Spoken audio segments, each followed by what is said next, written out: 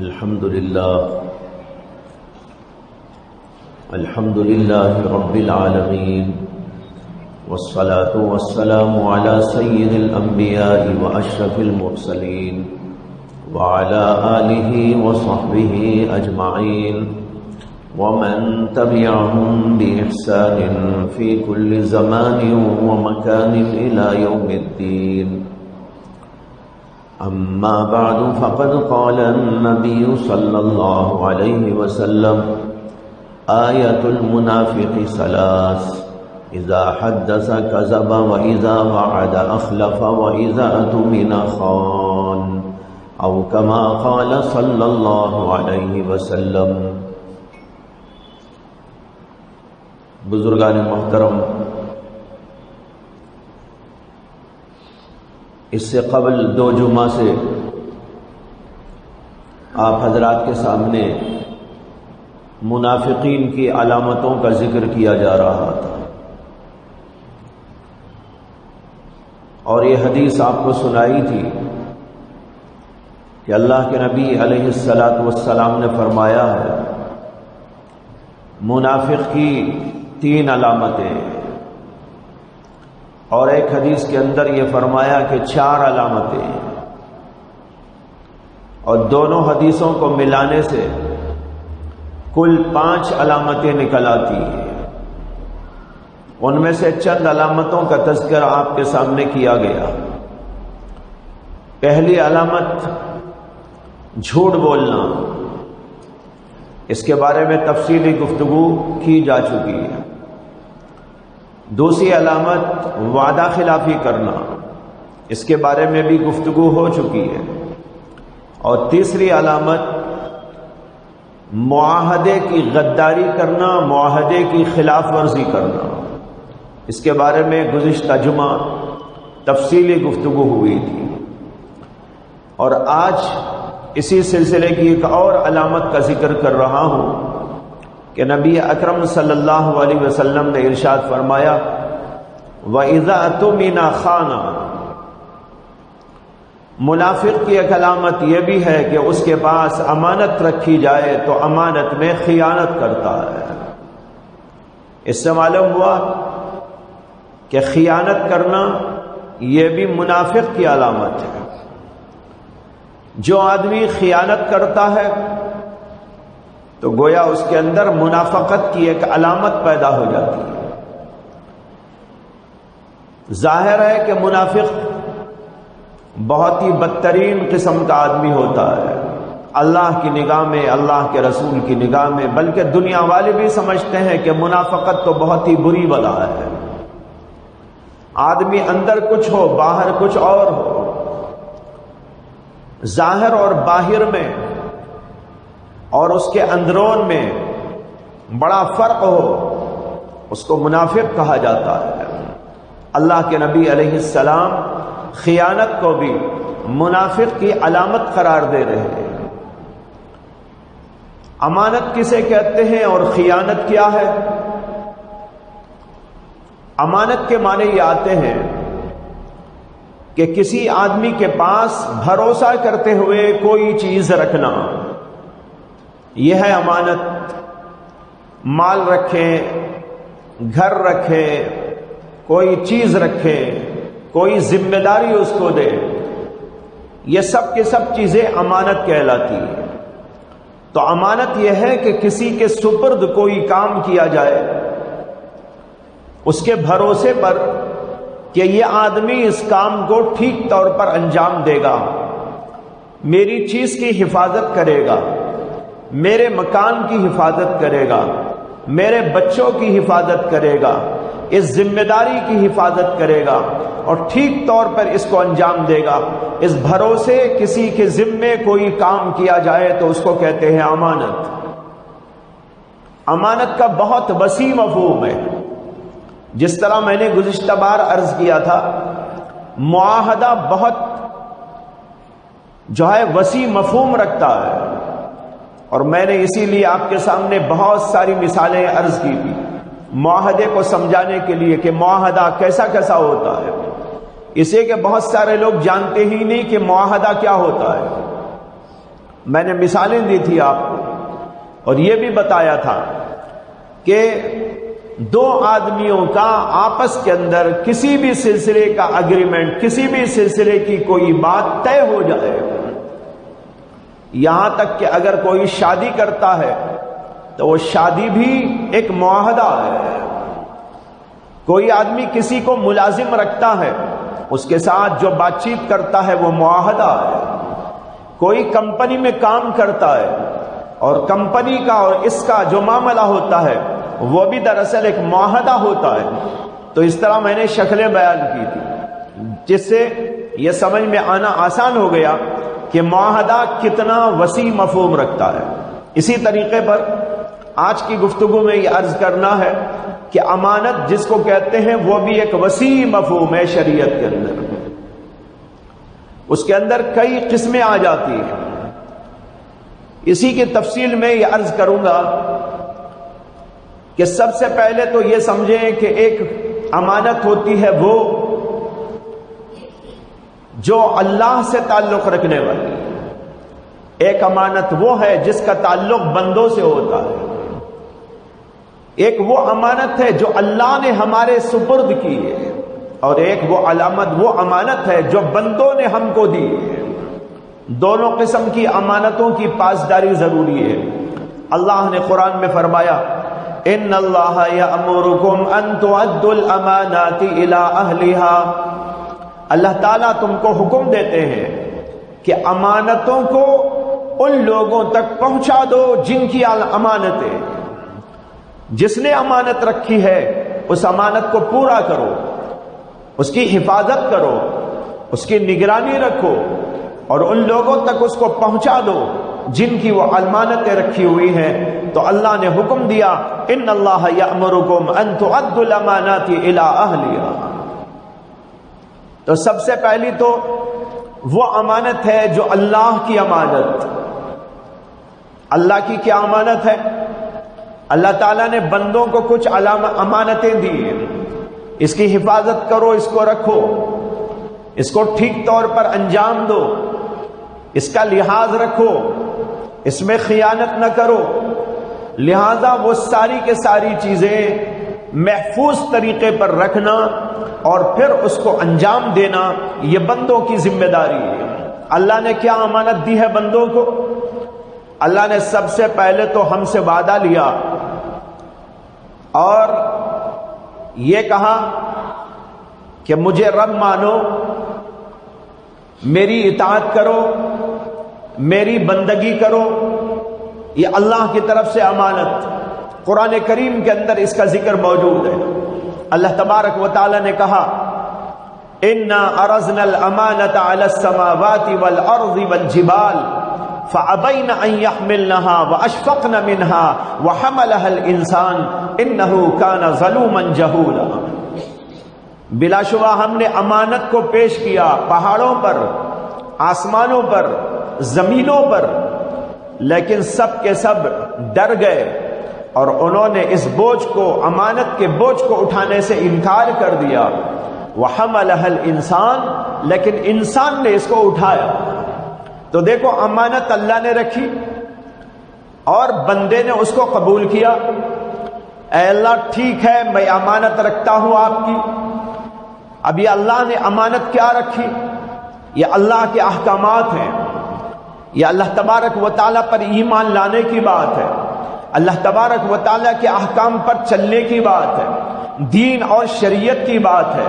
اللہ نے دین ہمارے پاس رکھا، شریعت ہمارے پاس میں رکھی، اور اللہ نے اپنے احکام ہم کو عطا کیے۔ ان سب چیزوں کی دیکھ بھالی کرو، ان کو رکھو، ان کو محفوظ رکھو اور ان کو عمل میں لاتے رہو۔ ایک تو یہ امانت ہے۔ دوسرے، اللہ تعالیٰ نے ہمیں زندگی عطا کی، یہ اللہ کی امانت ہے۔ اور پھر ہمیں جسم عطا کیا، یہ اللہ کی امانت ہے۔ اور اس جسم کے اندر اللہ نے بہت سارے اعضاء رکھے، آنکھ رکھی، زبان رکھی، کان رکھے، ہاتھ اور پیر عطا کیے، دل و دماغ عطا کیا۔ یہ سب چیزیں جو اللہ نے ہم کو دی ہے یہ اللہ کی امانتیں ہیں ہمارے پاس میں۔ زندگی امانت ہے، جسم امانت ہے، اعضاء امانت ہے، ان سب کی حفاظت اور ان سب کو ٹھیک طور پر استعمال کرنا یہ بندے کی ذمہ داری ہے۔ اگر بندے نے اس کے اندر ٹھیک طور پر کام نہیں کیا تو اس کا مطلب یہ ہے کہ بندے نے اللہ کی امانت میں خیانت کر ڈالی اور منافقین میں شامل ہو گیا۔ اب دیکھیے سب چیزیں ہیں امانت، اللہ نے زندگی دی ہے امانت، اور کیوں دی زندگی؟ اللہ نے ہم کو زندگی دی ہے اللہ کی اطاعت کے لیے، بندگی کے لیے، اللہ کی رضا حاصل کرنے کے لیے۔ لہذا اگر یہ کام ہم نے زندگی میں نہیں کیا اور اپنی زندگی کو غلط اور دوسرے کاموں میں لگا ڈالا تو ہم نے اللہ کی امانت میں خیانت کر ڈالی۔ اللہ نے جسم دیا، اس جسم کو اللہ نے اپنی بندگی کے لیے، اطاعت کے لیے، اس کے احکام کو زندہ کرنے کے لیے، اس کے دین کو قائم کرنے کے لیے، دین کی اشاعت اور حفاظت کے لیے، ان سب چیزوں کے لیے اللہ نے ہم کو جسم دیا، جسم کے اعضاء دیے کہ ان کے ذریعے سے سب کام تم کرو۔ ہاں، کھانا بھی پڑے گا، پینا بھی پڑے گا، بیپار کرنا بھی پڑے گا، اور دنیا کے کام دھندے بھی کرنے پڑیں گے، سائیڈ میں وہ بھی کرو، ٹھیک ہے، لیکن وہ سب کے سب مقصود نہیں ہے۔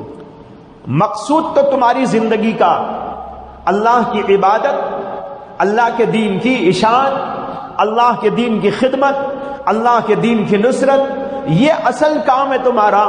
لیکن چونکہ عبادت کرنے کے لیے بھی اور خدمت کرنے کے لیے بھی ہمیں زندہ بھی رہنا ہے اور ٹھیک ٹھاک بھی رہنا ہے، صحت مندی کے ساتھ بھی رہنا ہے، اسے کھانا بھی پڑے گا، پینا بھی پڑے گا، اور ضروریات زندگی کو فراہم کرنا پڑے گا۔ اس کے لیے کاروبار بھی کرنا پڑے گا، اس کے لیے ملازمت بھی کرنی پڑے گی، اس کے لیے تجارت بھی کرنی پڑے گی۔ یہ سب کے سب ضمنی ہیں اور یہ وسائل کے درجے میں، یہ وسائل ہیں، مقصود زندگی کا یہ ہے۔ تو اللہ نے زندگی کیوں دی؟ اللہ کی بندگی کے لیے۔ اللہ نے یہ جسم کیوں دیا؟ اللہ کی عبادت کے لیے۔ اللہ نے یہ اعضاء کیوں دیے؟ اللہ کے دین کی اشاعت اور نصرت اور خدمت کے لیے۔ یہ اصل مقصود ہے۔ لیکن اس باڈی کو زندہ رکھنے، ہماری زندگی کو برقرار رکھنے، اعضاء کو ٹھیک ٹھاک رکھنے اور صحت مندی کے ساتھ زندگی گزارنے کے لیے کھانا بھی، پینا بھی، دوا بھی، علاج بھی اور چیزیں بھی، یہ وسائل کے درجے میں۔ لیکن عام طور پر لوگوں نے اب یہ سمجھ لیا ہے دین سائیڈ میں، کھانا پینا اصل، بیپار اصل۔ اس لیے دنیا میں لوگ صبح اٹھتے ہی بیپار کی طرف ان کا ذہن جاتا ہے، کاروبار کی طرف ذہن جاتا ہے، کیسے کمانا، کہاں سے کمانا، کیا کمانا، کوئی کدھر جا رہا ہے، کوئی کدھر جا رہا ہے۔ ذہن کے اندر یہ ہے، اٹھتے ہی یہ تصور کتنے لوگوں کو آتا ہے کہ اللہ نے مجھ کو یہ زندگی دی ہے اور مجھے جسم دیا ہے، یہ آنکھ، ناک، ہاتھ، پیر، اعضاء عطا کیے ہیں اس لیے کہ میں اللہ کی عبادت کروں اور اللہ کے دین کی خدمت کروں۔ میرے خیال سے 1% لوگ بھی دنیا میں ایسے نہیں ہیں مسلمانوں جو اٹھتے ہی یہ تصور کرے، بلکہ عام طور پر تصور یہ ہے کیا کھانا ہے، کیا کمانا ہے، کہاں جانا ہے، کیسا لانا ہے، بس یہی ذہن کے اندر ہے۔ تو ہم نے مقصود کو غیر مقصود کے درجے میں کر دیا، اور جو وسیلہ اور ذریعہ تھا غیر مقصود تھا، ہم نے اس کو اٹھا کر مقصود کا درجہ دے دیا، یعنی الٹا کر دیا۔ ہونا تو یہ چاہیے تھا ہر آدمی کے ذہن کے اندر کہ بھائی یہ اللہ کی امانت ہے، میرے پاس زندگی امانت ہے، جسم امانت ہے، ہاتھ، پیر، اعضاء، جوارے یہ امانت ہیں، ان کو اللہ کے دین اور اللہ کی عبادت کے لیے مجھ کو لگانا ہے، اس لیے یہ کام اصل ہے، سائیڈ میں مجھ کو یہ سب کچھ کرنا ہے۔ لیکن معاملہ تو الٹا ہو گیا، لہذا ہم نے گویا کہ اللہ کی اس امانت میں خیانت کر ڈالی۔ اللہ نے تو کہا تھا میں نے زندگی تم کو اس لیے دی، کس لیے؟ زندگی برائے بندگی، اور ہم نے الٹا کر دیا۔ ہم نے یہ کر دیا کہ یہ زندگی کھانے کے لیے، پینے کے لیے، عیش کے لیے اور دنیا کے کام دھندوں کے لیے، کمائی کے لیے، اسباب جمع کرنے کے لیے، اس کو ہم نے مقصود بنا لیا۔ تو یہ خیانت ہوئی کہ نہ ہوئی؟ غور کیجیے۔ اور اسی طرح جسم کے اعضاء، اللہ نے بھاری بھاری اعضاء دیے، عظیم، ان میں سے ایک ایک ایسا کہ اس کی کوئی قیمت دنیا والے چکا نہیں سکتے۔ آنکھ کیسی بڑی نعمت، دل کتنی عظیم دولت، زبان کتنی بڑی قیمتی چیز، ہاتھ پیر اعضاء یہ کیسے عظیم اللہ تعالیٰ کی نعمتیں۔ اتنی بھاری بھاری نعمتیں اللہ نے دی اور کہا کہ ان کی حفاظت کرو اور ان کو ٹھیک طور پر ان کے مقصد میں اس کو استعمال کرو۔ دیکھو ہر چیز کا ایک مقصد ہوتا ہے، وہ مقصد میں اگر استعمال نہ ہو سمجھا جاتا ہے کہ چیز بیکار ہو گئی۔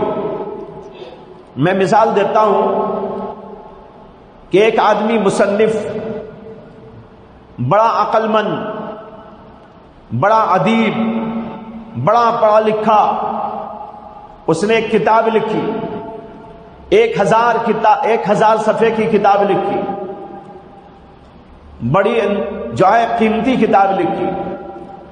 اس کو لکھنے کے لیے اس نے اپنا وقت لگایا، مطالعہ کیا، چھان بین کی، تحقیق اور ریسرچ کے مراحل کو طے کیا، بڑی ذمہ دارانہ کتاب لکھ کر اس کو چھپوایا اور لوگوں میں پھیلایا۔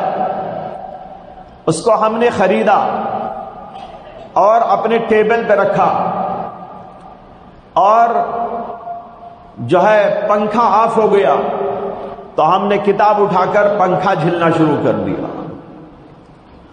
اگر وہ مصنف اس کو دیکھے تو بیٹھ کے روئے گا، افسوس میں نے کیوں کتاب لکھی خواہ۔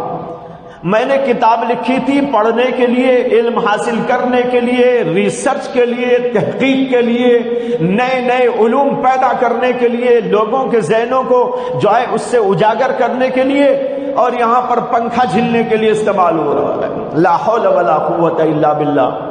بھائیو، اللہ نے زندگی اتنی قیمتی ہم کو عطا کی، یہ اعضاء بڑے قیمتی ہم کو عطا کیے، اس سے بہت بھاری بھاری خدمتیں لینا تھا، لیکن ہم نے اس کو بس کھانے کمانے کے لیے استعمال کرنا شروع کر ڈالا۔ اس کے علاوہ کوئی مقصد نہیں۔ آنکھ کا کوئی مقصد ہمارے سامنے نہیں کہ اللہ نے آنکھ کیوں دی، زبان کا کوئی مقصد ہمارے سامنے نہیں، ہاتھ پیر کا کوئی مقصد ہمارے سامنے نہیں، اور تھرڈ کلاس مقصد ہم نے ہمارے سامنے رکھا، اور یہ تمام کی تمام باڈی اور اس کے تمام اعضاء وہ سب کچھ لگا دیے کھانے میں، پینے میں، سونے میں اور مختلف دنیا کے دھندوں میں۔ میں یہ نہیں کہہ رہا ہوں کہ کھانا نہیں ہے، میں یہ نہیں کہہ رہا ہوں کہ پینا نہیں ہے، میں یہ نہیں کہہ رہا ہوں تجارت نہیں کرنی ہے، میں یہ نہیں کہہ رہا ہوں کہ ملازمت نہیں کرنی ہے، میں یہ نہیں کہہ رہا ہوں کہ دنیا کے دھندے نہیں کرنا ہے، بلکہ کہنا یہ چاہتا ہوں کہ ہم نے سب کچھ اسی کے لیے لگا دیا۔ یہ قابل اعتراض ہے۔ ضمناً اس کو رکھنا تھا، لیکن اصل مقصود کیا تھا اس کو سامنے رکھنا تھا، لیکن ہم نے اس کو غلط استعمال کیا۔ یہ اللہ کی امانت میں خیانت ہو گئی۔ اسی طرح ایک اور پہلو سے دیکھیے کہ اللہ نے یہ آنکھ، کان، زبان، ہاتھ، پیر اعضاء دیے کہ ان کو گناہوں میں نہیں نیکیوں میں استعمال کرو، دنیا کی ضرورتوں میں بھی استعمال کرو، کمائی کے ذرائع کے طور پر استعمال کرو، حدود کے اندر استعمال کرو، لیکن گناہ میں استعمال نہ کرو۔ زبان کو گناہ میں استعمال نہ کرو، ہاتھ پیر کو بھی استعمال نہ کرو، آنکھ کو استعمال نہ کرو۔ اگر آنکھ کا غلط استعمال کیا یہ خیانت ہے اللہ کی امانت میں، اور یہ میں اپنی جانب سے نہیں بول رہا ہوں، اللہ کی آیت ہے قرآن میں۔ اللہ تعالیٰ کہتے ہیں وَيَعْلَمُ خَائِنَةَ الْأَعْيُنِ وَمَا تُخْفِي الصُّدُورُ۔ اللہ تعالیٰ جانتے ہیں آنکھوں کی خیانت کو۔ اب دیکھو کیا لفظ لائے اللہ، خیانت، آنکھوں کی خیانت۔ آنکھوں کی خیانت کیا ہے؟ ابن عباس رضی اللہ عنہ فرماتے ہیں آنکھوں کی خیانت یہ ہے نامحرم کو دیکھنا، غلط جگہ نگاہ ڈالنا، یہ آنکھوں کی خیانت۔ معلوم ہوا کہ یہ امانت ہے اور اس امانت کو صحیح جگہ استعمال کرنا ہے، غلط جگہ استعمال نہیں کرنا۔ اگر غلط جگہ استعمال ہو گئی آنکھ تو پھر اس کا مطلب یہ ہے کہ ہم نے امانت خداوندی میں خیانت کا ارتکاب کر دیا ہے۔ اسی طرح زبان، اس کو غلط استعمال کر دیا، یہ ہو گئی خیانت، گناہ میں استعمال ہو گئی، سمجھو کہ ہو گئی خیانت، اس لیے کہ یہ غلط کام میں استعمال ہو گئی۔ اس کے لیے اس کو اللہ نے نہیں بنایا۔ جھوٹ بولنے زبان نہیں دی تھی، غیبت کرنے کے لیے زبان نہیں دی تھی، چغلی کھانے کے لیے زبان نہیں دی تھی، گالیاں بکنے کے لیے زبان نہیں دی تھی، کسی کا دل توڑنے کے لیے زبان نہیں دی گئی تھی، کوئی غلط بات زبان پہ لانے کے لیے تم کو زبان نہیں دی گئی تھی۔ زبان دی گئی تھی کلام اللہ پڑھو، لوگوں کے دلوں کو جوڑنے استعمال کرو، اچھی و بھلائی کی باتیں کیا کرو، لوگوں کے ذہن میں اچھی باتیں ڈالا کرو، نیک باتوں کے لیے استعمال کیا کرو، یا تمہارے دنیاوی کاموں میں بھی جائز کاموں کے لیے اس کو استعمال کیا کرو۔ اس کے لیے تم کو زبان دی تھی۔ یہ زبان تو بڑی عظیم چیز ہے، جب صحیح رہتی ہے بہت فائدہ مند ہے، غلط ہو جاتی ہے تو بڑی خطرناک بھی بن جاتی ہے۔ ایک آدمی زبان سے غلط بولتا ہے، کتنے بڑے بڑے واقعات پیش آ جاتے ہیں۔ ایک آدمی اسی زبان کو اچھے انداز سے استعمال کرتا ہے تو کتنے اچھے اچھے کام اس سے انجام پا جاتے ہیں، دل جڑ جاتے ہیں۔ جب زبان کو صحیح استعمال کیا جاتا ہے، اسی زبان کو غلط استعمال کر لو تو دل ٹوٹ جاتے ہیں، خاندان ٹوٹ جاتے ہیں، بہت سارے مسائل کھڑے ہو جاتے ہیں۔ اس لیے یہ بڑی امانت کی بات ہے کہ زبان کو صحیح استعمال کیا جائے، غلط استعمال نہ کیا جائے، آنکھ کو صحیح استعمال کیا جائے، غلط استعمال نہ کیا جائے۔ یہ سب کی سب چیزیں ہیں، اجمالاً یہ کہنا ہے کہ یہ سب اللہ کی امانت ہے ہمارے پاس۔ اس میں کوئی کام ہمیں ایسا نہیں کرنا ہے جو اللہ کی اجازت کے بغیر ہو۔ جیسے ایک آدمی آپ کے پاس ایک صندوق لا کے رکھتا ہے، کہتا ہے کہ اس صندوق میں میں نے کچھ چیزیں رکھی ہیں، سونا ہے، چاندی ہے، کچھ کپڑے ہیں، کچھ ہیرے ہیں، کچھ جواہرات ہیں، آپ کے پاس امانت رکھتا ہو۔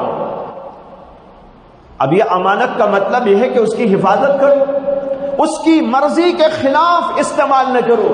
ہاں، اگر اس نے اجازت دی، اس میں میرے پاس کچھ روپے پیسے ہیں، ضرورت پڑنے پر آپ استعمال کر کے رکھ دیجئے، تب تو ٹھیک ہے۔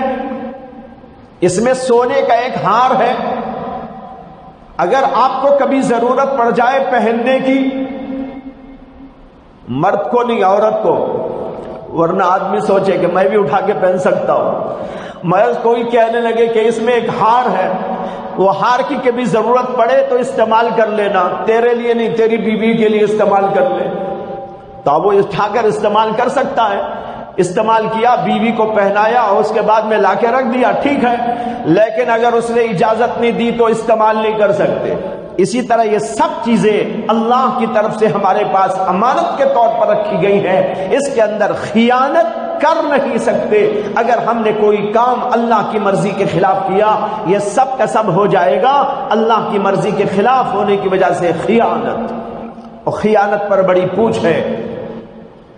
خیانت کے اوپر ایک حدیث میں آتا ہے، اللہ کے نبی علیہ السلام نے فرمایا، لا ایمان لمن لا امانت لہ، جس کے پاس میں امانت داری نہ ہو اس کا ایمان کوئی ایمان نہیں۔ فرمایا لا ایمان لمن لا امانت لہ، جس کے پاس امانت داری نہ ہو اس کا ایمان کوئی ایمان نہیں، یعنی گھٹیا ایمان ہے، بیکار ایمان ہے۔ یہ ایمان بہت ہی جو ہے کمزور قسم کا ایمان ہے، اس کو ایمان بولنا اچھا نہیں لگتا۔ اگرچہ خیانت کرنے سے آدمی کافر تو نہیں ہوتا، لیکن اللہ کے نبی کہہ رہے ہیں اس کے ایمان کو کیا ایمان بولے، وہ ایمان بولنے کے قابل ہی نہیں ہے، بڑا کمزور ایمان، بڑا گھٹیا ایمان ہے اس کا۔ یا ایسا ہے جیسے ایک آدمی ہو، اس میں کسی قسم کی کوئی طاقت نہ ہو، تمام کے تمام اعضاء ناکارہ ہو گئے ہو، نہ آنکھ سے دکھتا ہو، نہ کانوں سے سنائی دیتا ہو، نہ زبان سے بولنے کی اس کے اندر سکت و طاقت ہو، نہ ہاتھ پیر میں قوت اور طاقت موجود ہو، نہ وہ چل سکتا ہو، نہ پھر سکتا ہو، نہ کوئی کام کر سکتا ہو، بس بیڈ پہ پڑا ہوا ہے۔ اب آپ کہتے ہیں بھئی یہ انسان بھی کیا انسان ہے؟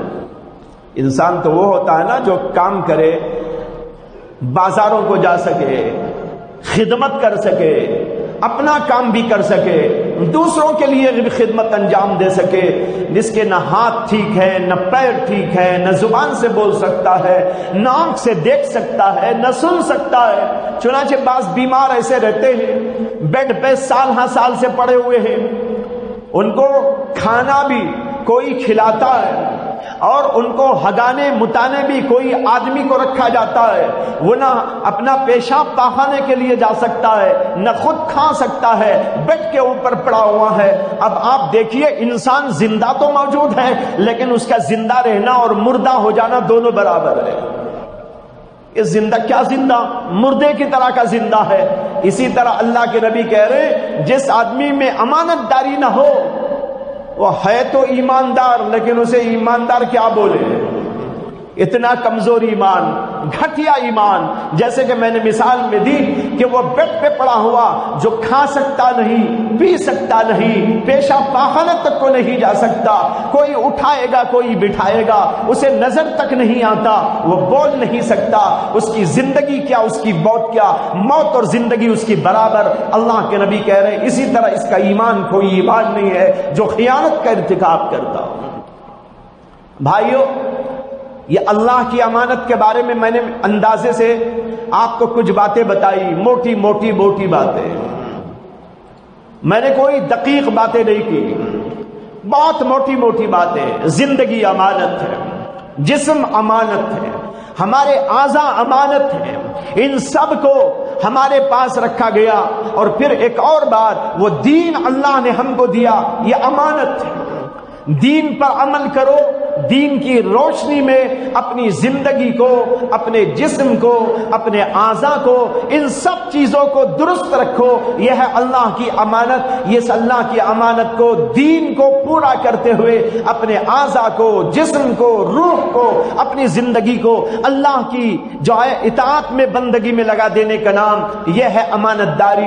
اگر اس کے اندر ہم نے کچھ غلط کیا اور اس کے خلاف کیا تو ہم خیانت کے مرتکب شمار کیے جائیں۔ اس لیے اپنی زندگیوں پر غور کریں۔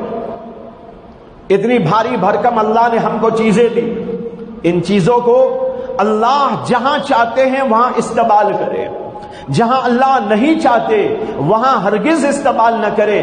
کوئی کام ایسا نہ کرے جو اللہ کی مرضی کے خلاف ہو، اور اپنی پوری زندگی کو اللہ کی اطاعت اور بندگی میں لگا دے۔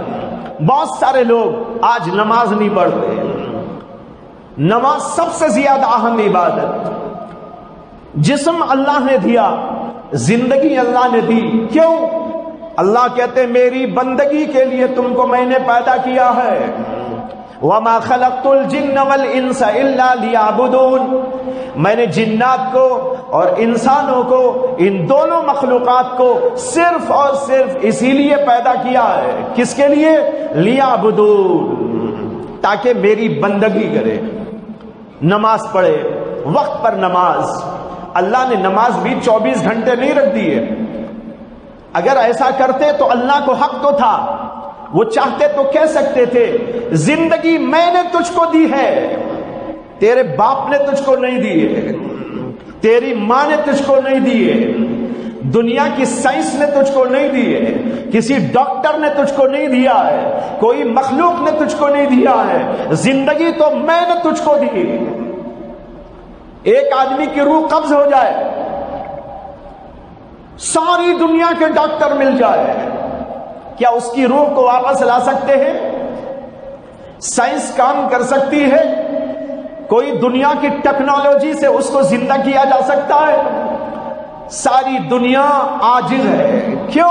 اس لیے کہ ان کے قبضے کی بات نہیں ہے، یہ تو اللہ نے دی، یہ اللہ نے امانت ہم کو دی۔ میں زندگی تجھ کو دے رہا ہوں، اس زندگی کے لمحات کو میرے لیے قربان کر، میری بندگی میں لگا دے۔ اور اللہ نے یہ نہیں کہا 24 گھنٹے نماز پڑھ، 5 وقت کی نماز. وہ کتنا وقت لگ جاتا نماز پڑھنے میں؟ صبح میں ایک 10 منٹ، دوپہر کی نماز میں ایک 10-15 منٹ، عصر کی نماز میں ایک 10 منٹ، مغرب میں ایک 10 منٹ، عشاء میں ایک 10-15 منٹ. یہ پورا آپ ملا لے 2 گھنٹے بھی پورے نہیں ہوں گے اپنی زندگی کی. 2 گھنٹے بھی پورے نہیں ہوں گے 5 وقت کی نماز پڑھنے. اللہ نے اتنا ہی وقت ہم سے مانگا، اتنا وقت نماز پڑھ لیا کرو. لیکن کتنے لوگ اس کے اندر بھی غفلت برت رہے. بھائی زندگی اللہ نے ہم کو دی، اور اللہ نے ہم کو دے کر یہ کہا کہ تم میرے لیے یہ نماز پڑھ لیا کرو. اس میں ہم کو کوتاہی کرنا کیسے جائز ہو سکتا ہے؟ اس لیے کہ دی ہوئی زندگی اس کی، وہ اپنی زندگی کو، دیے ہوئے زندگی کے لمحات کو، چند لمحات کو ہمارے لیے مانگ رہا ہے، اپنے لیے مانگ رہا ہے. اس کو ہم نہ دے تو ہم سے زیادہ محروم القسمت کون ہو سکتا ہے؟ اس لیے عہد کر لو کہ ہم 5 وقت نماز پابندی کے ساتھ میں پڑھیں. یہ زندگی اس پر قربان کرے. زندگی کے لمحات اللہ کے لیے قربان ہو گئے، اس سے زیادہ قیمتی کوئی لمحات نہیں. اور پھر اس کے ساتھ یہ اعضاء کو گناہوں سے بچا لو. گناہ میں نہ لگا کر اپنے کاروبار میں لگاؤ. ٹھیک ہے، کبھی قرآن کی تلاوت کر لیا کرو، کبھی تھوڑا بہت اللہ کا ذکر کر لیا کرو. چلتے پھرتے اٹھتے بیٹھتے یوں ہی چل رہے ہیں، پھر رہے ہیں، زبان پر اللہ اللہ اللہ آ جائے. اور کھانے کی دعا، پینے کی دعا، سونے کی دعا، اٹھنے کی دعا اور مختلف اور دیگر کاموں کی دعائیں اس کو یاد کر لو اور وقت وقت پہ پڑھ لو. کھانے کا کھانا، دعا کی دعا، سونے کا سونا اور دعا کی دعا، کپڑے کے کپڑے اور آپ کے لیے دعا اور ثواب. دنیا بھی جاری ہے اور اللہ کو راضی کرنے کے لیے دعائیں کر کر کر، اس کا ذکر کر کر کر اس کو جو ہے راضی بھی کیا جا رہا ہے. اللہ نے دین کو بہت آسان بنایا. اسی لیے حدیث میں فرمایا نبی اکرم صلی اللہ علیہ وسلم نے الدین یسر، دین بہت آسان ہے. میری اس گفتگو کو سن کر کوئی یہ نہ سمجھ لے بڑا مشکل ہے، پوری دنیا ہم ادھر لگانے، کھائیں گے کیا، کمائیں گے کیا. میں نے کہا دین آسان ہے. دیکھو دین کا دین اور دنیا کی دنیا. کمانے جاؤ، اللہ کے حکم کے مطابق کمائی کرو. یہ کمانا دین میں داخل ہو جائے گا. حلال و حرام کی تمیز کے ساتھ میں کماؤ، یہ کمانا دین میں داخل ہو جائے گا. کھاؤ اور پیو، لیکن اللہ کے حکم کے مطابق، اللہ کے نبی کی سنت کے مطابق. کچھ دعائیں پڑھ لیا کرو. کھانے کی دعا، کھانے کے بعد کی دعا، دستر اٹھانے کی دعا، پانی پینے کی دعا، بیچ بیچ میں اللہ کی حمد و ثنا. یہ دعائیں پڑھ پڑھ کے کھا رہا ہے، ادھر پیٹ بھر رہا ہے اور ادھر روح کو غذا مل رہی ہے. ادھر پیٹ کا پیٹ بھر گیا اور ادھر روح کو ترقی ہو گئی. بیت الخلا جا رہا ہے. بیت الخلا اپنی ضرورت پوری کرنے کے لیے جاتا ہے. اگر نہ جائے پریشان ہو جائے، اگر نہ جا کے بیٹھا رہے، یہی بیٹھے بیٹھے نکل جائے اور دنیا میں انسان کی فضیحت ہو جائے. اسی آدمی تنہائی میں جاتا ہے اور تنہائی میں بیٹھ کر اپنی گندگی غلاظت کو نکالتا ہے. سب کے سامنے بھی نہیں نکال سکتا، اس لیے کہ اس کی رسوائی ہو جائے. اور اس میں یہ بھی ہے، بندہ یہ بھی سوچے کہ مجھے اللہ نے یہ کھانے و پینے اور اس کے بعد یہ نکالنے کا جو سلسلہ رکھا، اس میں میری اصلاح کر دی ہے کہ تیرے دل دماغ پر بڑائی کا تصور نہ ہو. تو اتنا گندا ہے، تو ایسا ہے کہ لوگوں کے سامنے بھی بیٹھ نہیں سکتا. تجھے تنہا بیت الخلا میں جانا ہوگا، وہاں تیری بیوی بھی ساتھ آ جائے تو تجھے گوارا نہیں. بیوی کے ساتھ سوتا ہے، بیوی کے ساتھ بیٹھتا ہے، بیوی کے ساتھ کھاتا ہے، بیوی کے ساتھ باتیں کرتا ہے، لیکن وہی بیوی اگر بیت الخلا میں تیرے ساتھ آ جائے تو تجھے گوارا نہیں ہوتا. کیوں؟ معلوم ہو جاتا ہے میں کتنا گندا ہوں، میری حالت کیا. یہ حالت چھپانا چاہتا ہے، اس لیے وہاں اپنی بیوی کو بھی ساتھ نہیں لے جاتا. بھائیو، اس میں بڑی اصلاح ہے ہماری۔